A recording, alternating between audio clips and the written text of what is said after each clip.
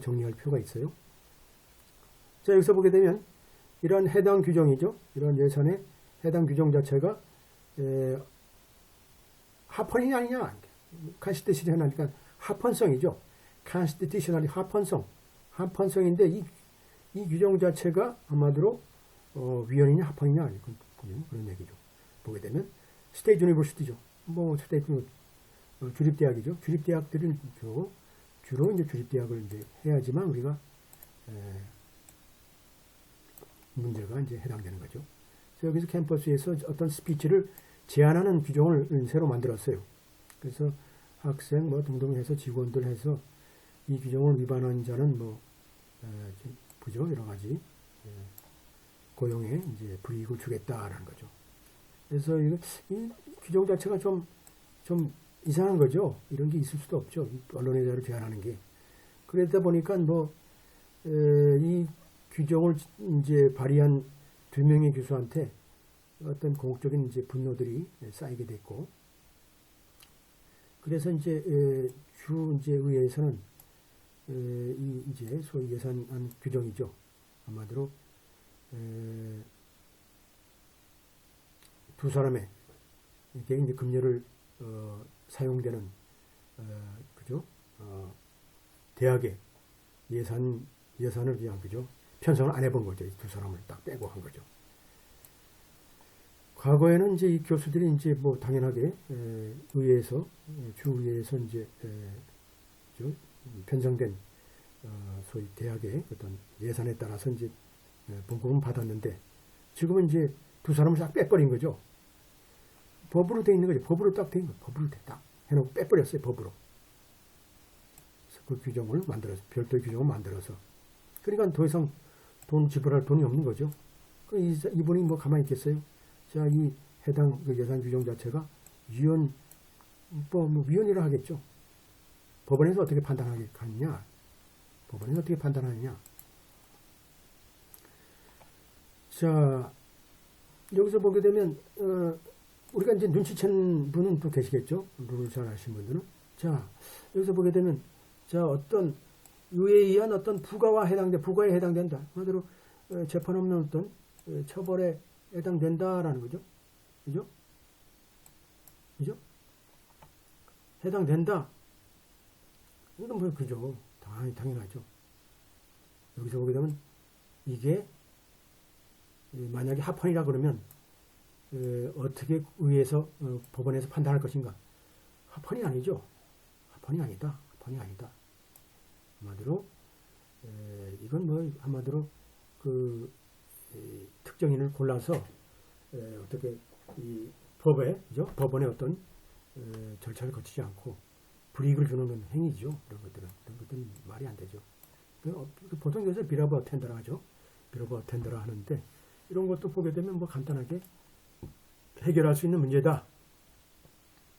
두 번째는 뭐 시행되기 전에 두 교수가 관여했던 것에 근거하기 때문에 그렇지 않다. 이건 뭐 일반적인 얘기고 11조는 우리가 건드리면 안 되죠.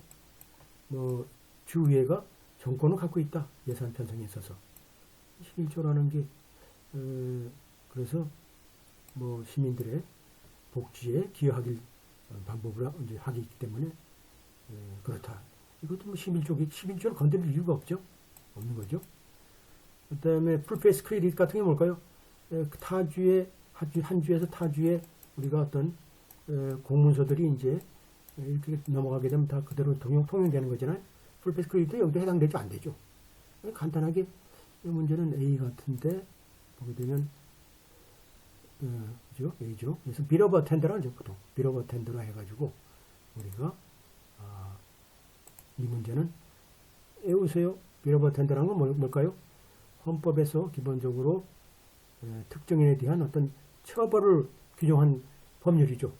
한마디로 공판을 거치지 않고, 그죠?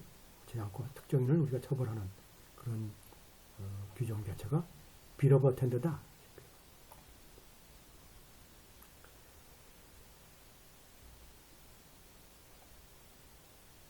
그리고 이제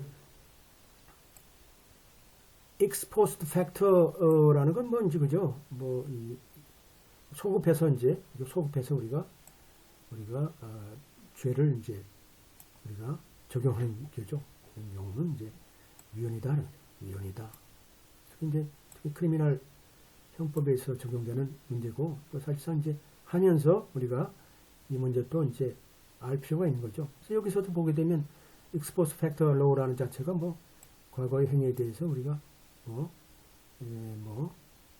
관련된 내용에 대해서 우리가 내용들이 적용되는 건 아니죠. 그래서 여기서 볼 때는 간단하게 빌어버 어텐던데 여기서는 뭐 과거의 행위에 대해서 어떻고 뭐 과거 행위 때문에 우리가 처벌한다. 그래서 우리가 뭐 소급입법을 적용해야 된다. 그런 것은 말이 안 되는 내용이죠. 하여튼 이 문제는 깔끔하게 우리가 이렇게 정리가 될 것 같아요. 그죠? CD를 보게 되면 11th Amendment는 뭘까요? State Sovereign Immunity죠. 한주는 권한이 연방 정부가 이제 권한이 있지만 우리가 헌법상 연방 정부에 특별한 권한이 명기되지 않은 나머지 권한들은 다 주정부에 있다고 되어 있죠. 이 주정부는 11th Amendment에 항상 여러분들 기억해야 돼요. 11th Amendment는 이렇게 그죠?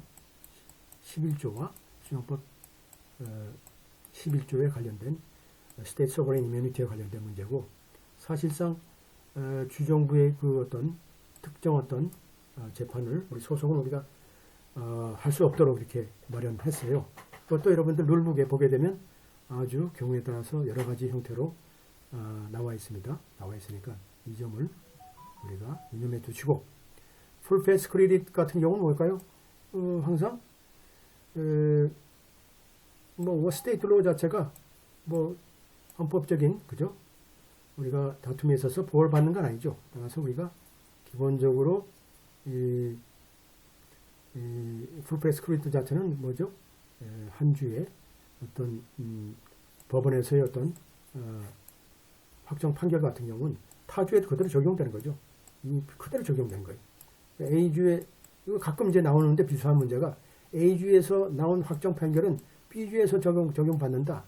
확정 판결 가지고 이제 말을 해야 되죠. 그죠? 확정 판결을 어디서 받았냐에 따라서 우리가 이 풀 페이스 크레딧 클로즈를 우리가 어떻게 적용하느냐를 우리가 알 수 있을 것 같아요.